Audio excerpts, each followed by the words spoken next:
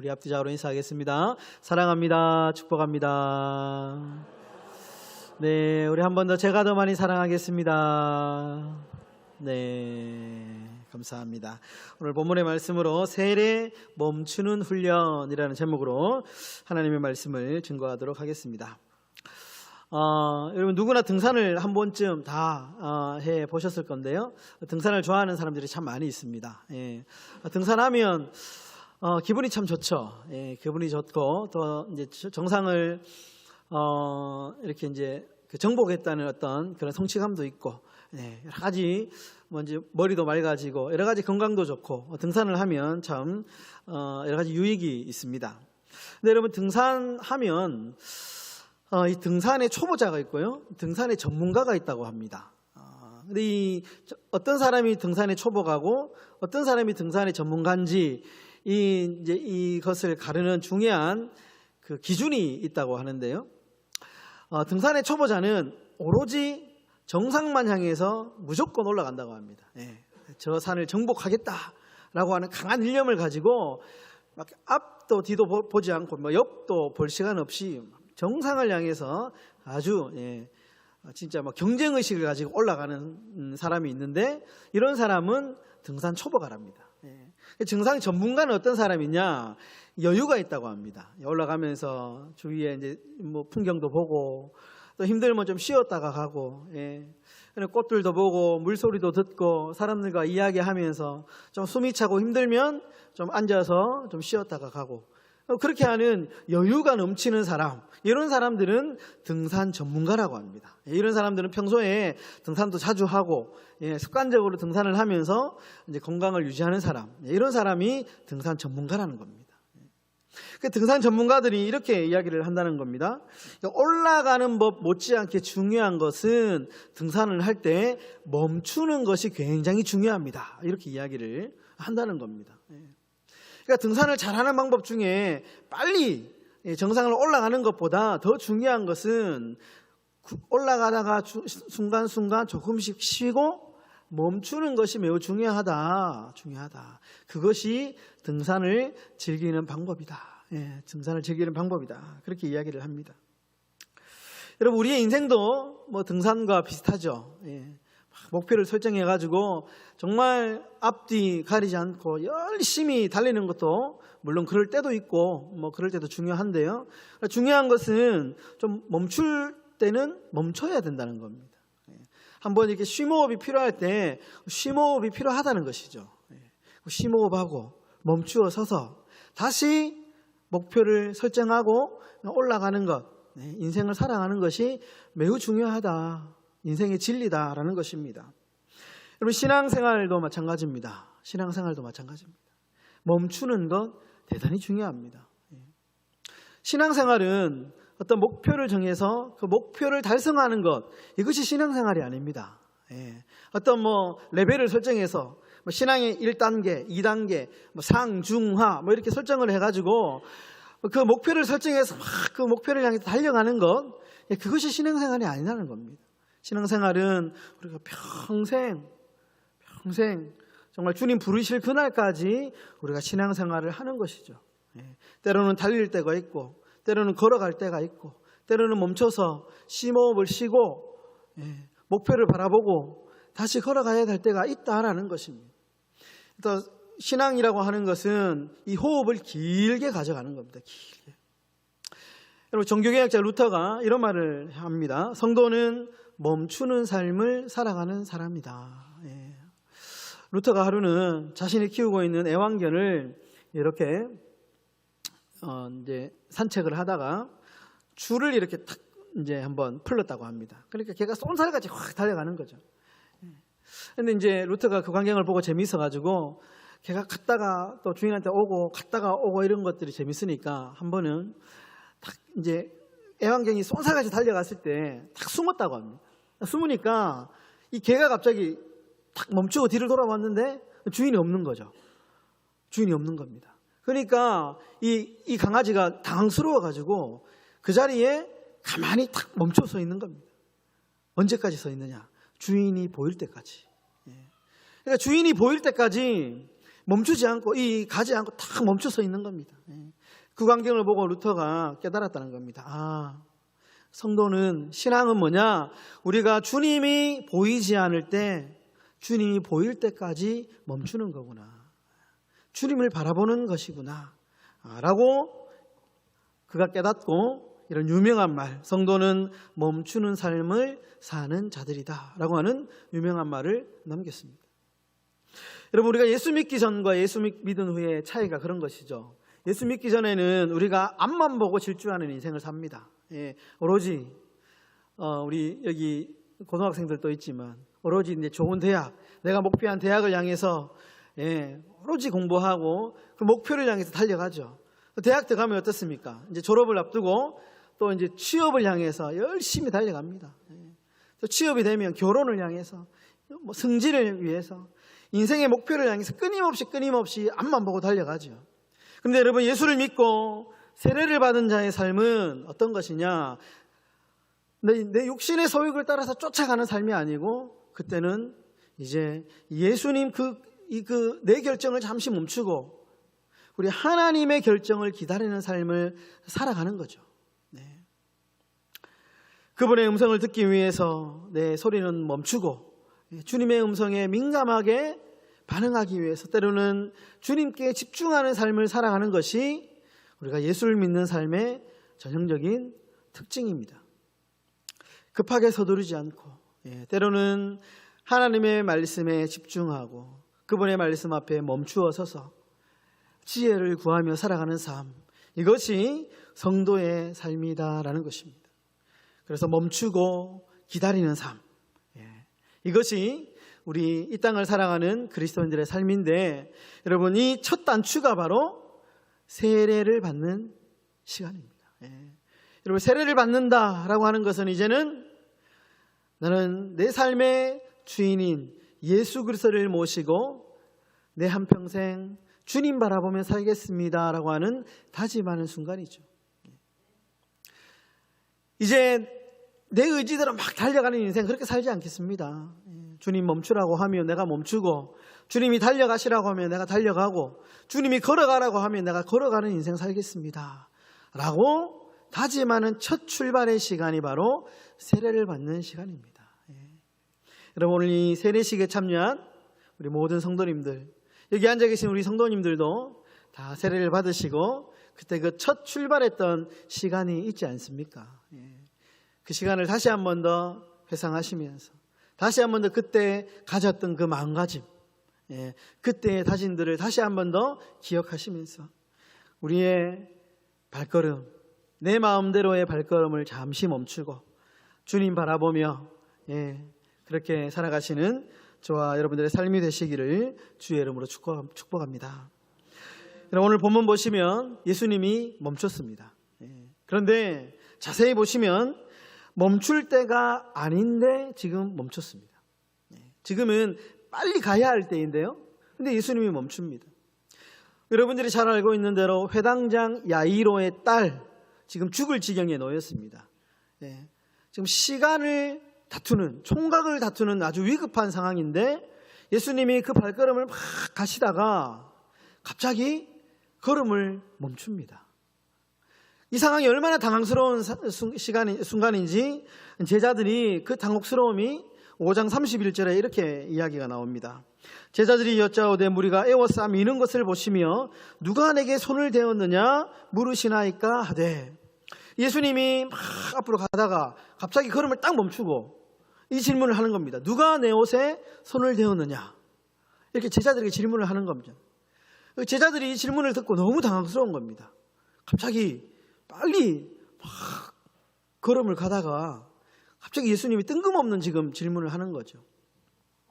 여러분, 여기 창원에 가면 상남시장 있지 않습니까? 여기 보니까 일주일에 한 번씩은 꼭 장이 서는 것 같더라고요. 늘 상설시장인데 장이 서니까 사람들이 얼마나 많은지, 지나가는 사람들 그냥 어깨에 부딪히고 그냥 스치는 것은 다반사죠.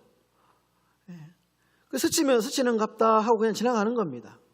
예수님이 지금 사람들이 이제 그 기적을 바라면서 회당장 야이로의 딸을 고친다는 소리를 듣고 많은 사람들이 지금 예수님을 따라가고 있습니다. 수많은 많은 인파들이 지금 예수님의 뒤를 따라가면서 서로 부딪히고 스치기도 하고 지금 이런 상황인 거죠. 그런데 갑자기 예수님께서 뜬금없이 누가 내 옷자락에 손을 대었느냐 이렇게 이야기를 하는 겁니다. 지주들이 막 개초가죠. 예수님 빨리 가야 됩니다. 지금 빨리 가야 됩니다. 기다리는 사람이 있습니다. 언제 죽을지 모릅니다. 골든타임이 지금 놓칠 수 있습니다. 빨리 가야 됩니다. 제자들이 지금 그렇게 막 재촉을 하는 상황입니다. 그런데 문제는 예수님이 꿈쩍도 하지 않습니다. 그 자리에 서서 한 여자를 바라보고 있는 거죠. 그 여인이 오늘 본문에 나오는 12해 동안 12년 동안이나 혈루증을 앓고 있는 여자입니다. 여러분 혈루증 잘 알잖아요. 피가 멈추지 않는 병. 이 병이 얼마나 참 어려운 병입니까? 여자로서 수치스러운 병. 12년 동안 이 병을 앓고 있다는 것은 12년 동안 사람을 만나지 못했다는 겁니다. 12년 동안에 격리해가지고 혼자 참 외롭게 살아가고 있다는 것이죠. 여러분 코로나 걸리신 분들은 알겠지만 코로나 걸리면 일주일 동안 격리하잖아요. 얼마나 참 처음에 하루 이틀은 좀 편안하더라고요. 제가 이제 저기 기쁨의 교회에 있을 때 막 이제 사역이 바쁘니까 코로나를 딱 걸리니까 물리적으로 이제 사역을 못 하거든요. 근데 한 하루 이틀은 증상도 좀 약하고 하니까 이제 좀 쉬는구나 하면서 누워가지고 이제 편하더라고요. 근데 이제 한 3일 지나니까 열도 오르고 이제 막 이제 심심하더라고요. 너무 이제 막 무료하고 그 시간이 좀 빨리 지나가면 좋겠다. 뭐 이런 생각이 들더라고요. 무려 12년 동안이나 사람들을 만나지 못하고 이야기하지 못했다. 한번 생각해 보십시오. 얼마나 외로운 인생을 살았겠습니까? 여러분 이 여인은 어쩌면 빨리 가야 되는 목적을 가지고 있는 사람들 입장에서는 이 여자는 장애물입니다. 빨리 비켜야 되죠. 앞에 지나가다가 보면 돌뿌리처럼 빨리 치워야 되는 장애물 인생입니다. 장애물 인생입니다. 그런데 예수님 생각지도 않은 놀라운 이야기를 이 여인에게 예수님이 해주십니다. 34절에 이렇게 말씀하시죠. 예수께서 이르시되 딸아 내 믿음이 너를 구원하였느니라. 딸아. 여러분 여기서 이 딸이라고 하는 표현이 매우 중요합니다. 딸아. 여러분 유명한 시 있습니다. 시인이 김춘수라는 꽃이라고 하는 시인인데요. 누군가가 내 이름을 불러주었을 때 나는 비로소 꽃이 되었다. 여러분 이 여자 한 번도 이 여자에게 다가가서 이름을 불러준 사람 없습니다. 한 번도 다정하게 다가가서 대화를 해준 사람이 없습니다. 예수님이 딸아 내 믿음이 너를 구원하였다. 여러분 그냥 뭐 평범한 사람에게 이름을 불러주는 것, 뭐 이렇게 호칭을 애칭을 불러주는 것, 그거 뭐 그렇게 뭐 감동이 되지 않죠. 근데 12년 동안이나 사람이 그리운 사람에게 딸아라고 불러주는 것은 이것은 사람의 가치를 불어넣어주는 행위입니다. 잃어버린 인격이 회복되는 순간이죠. 얼마나 감동스러울까요? 딸아 내 믿음이 너를 구원하리라. 이것이 예수님이 멈추신 이유입니다. 예수님은 그 한 여인, 예수님의 사랑이 필요한 여인, 관심이 필요한 여인, 그 여인 한 사람을 위해서 그렇게 바쁜 골든타임을 기꺼이 물리치시고 그 여인을 위해서 멈추어서 있다라는 사실입니다. 우리 사랑하는 행복한 교회 성도 여러분, 때로는 주님이 멈출 때가 있습니다. 막 빨리 가고 있는 우리에게 잠시 멈추자, 스탑! 이라고 우리에게 이야기할 때가 있다는 것입니다. 이유를 모르죠. 답답합니다. 나는 지금 빨리 가야 되는데, 고제가 저기 앞에 있는데 빨리 깃발 뽑아야 되는데 갑자기 스탑! 하던 일을 모두 멈추고 영문도 모른 채 그렇게 멈추라고 할 때가 있다는 것입니다. 우리 교회를 향하여서 스탑이라고 이야기할 때가 있다는 것이죠. 여러분 그럴 때 기억해야 할 것은 이유가 있다는 겁니다. 주님이 멈추라고 할 때는 그 멈춤에 대한 이유가 있다는 것입니다. 그것은 분주한 일을 잠시 내려놓고 일만 하지 말고 앞만 보지 말고 주위를 돌아보라는 것입니다. 주위를 돌아보고 관심이 필요한 사람, 사랑이 필요한 사람, 구석에 쪼그리고 앉아서 울고 있는 사람 바라보라는 것이죠. 관계를 회복하라는 겁니다. 예배만 잘 드린다고 해서 우리가 하나님의 사랑하는 자녀다. 물론 귀하고 복된 일이지만 그러나 단순히 그 종교적인 행위 잠시 멈추고 우리의 주의를 환기시키며 주의를 돌아보라는 것이죠. 주의를 돌아보라는 것입니다. 여러분, 요즘에 텔레비전이나 신문에 보면 사람들의 관심이 딱 꽂혀 있는 데가 있습니다. 사람의 시선이 딱 멈춰 있는 데가 뭐냐 하면 돈입니다. 돈 때문에 사건이 일어나고요. 뉴스의 거의 70%는 돈입니다. 정치적인 문제들 돌아보면 그 밑에는 다 이 경제, 돈 때문에 일어나는 일들이 너무 많이 있습니다. 사람들은 돈 조금 더 많이 벌기 위해서 새벽, 저녁, 밤낮 할 것 없이 뛰어다닙니다. 모든 사람들의 관심이 다 돈에 있습니다. 다 돈에 열정을 쏟고 돈을 어떻게 하면 내가 좀 더 많이 벌 수 있을까? 좀 더 내가 이 통장에 돈을 좀 더 쌓을 수 있을까? 사람들의 이 시선에 이 관심은 오로지 돈밖에 없다는 것이죠.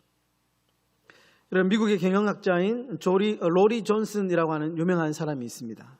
이 사람이 최고 경영자라고 하는 책을 썼는데요. 이 사람이 예수님을 가리켜서 예수님이야말로 이 시대의 최고 경영자다.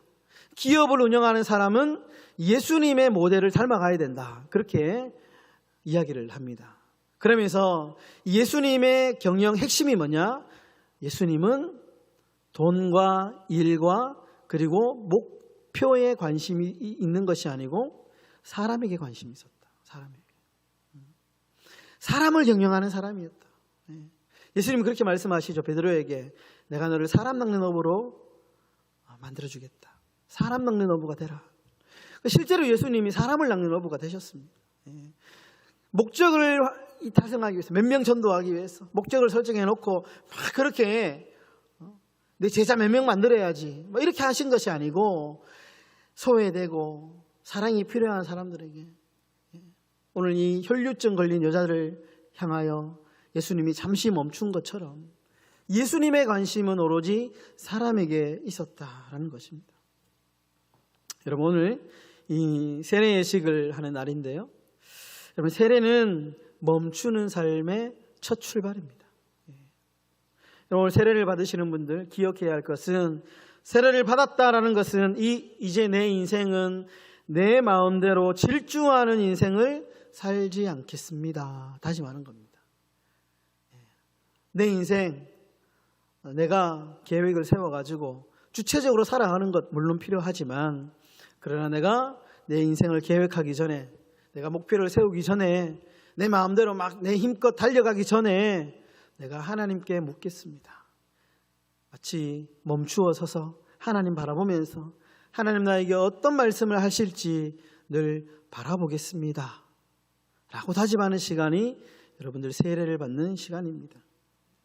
사랑하는 우리 성도 여러분, 주님의 시선에 내 시선이 멈추고, 그리고 주님의 관심에 내 관심이 멈추는 그런 멈추는 삶, 멈추는 삶을 살아가시는 저와 여러분들의 삶이 되시기를 주의 이름으로 축복합니다. 말씀을 정리하겠습니다. 여러분, 역도 선수가 바벨을 들러 올리는 모습을 보면 한 가지 특징이 있습니다. 반드시 중간에 멈춘다라는 겁니다. 멈춘다는 겁니다. 멈추는 이유가 있습니다. 왜냐하면 최고의 힘을 쓰기 위해서, 힘이 필요한 순간이 있기 때문에 그 순간을 위해서 잠시 딱 멈추는 거죠. 그리고 힘을 모아서 있는 힘껏 바벨을 드는 겁니다. 여러분, 주님이 가끔 멈출 때가 있습니다. 숨을 고르고 힘을 모을 때입니다. 그때가 주의를 환기시키고 다시 사명에 집중하기 위해서 멈추는 겁니다. 제대로 가고 있는지, 내가 가고 있는 길이 올바른 길인지 다시 한 번 더 주위를 돌아보고, 나 혼자만 지금 막 앞으로 달려가고 있는 게 아닌지, 같이 손잡고 가야 될 사람은 없는지 돌아보는 시간이 바로 이 멈추는 시간이다라는 겁니다. 여러분, 그러므로 멈추는 시간은 낭비의 시간이 아닙니다. 멈추는 시간은 재충전의 시간이요, 더 나은 미래를 위해서 준비하는 시간입니다. 여러분, 우리 교회가 잠시 멈추는 시간이 있었습니다. 이제 그 멈추는 시간을 다 깨끗하게 정리하고 이제 새롭게 힘을 모아서 걸어가야 될 것입니다. 여러분, 오늘 이 세례 예식이 바로 그런 시간이 되실 수 있기를 주님의 이름으로 축복합니다.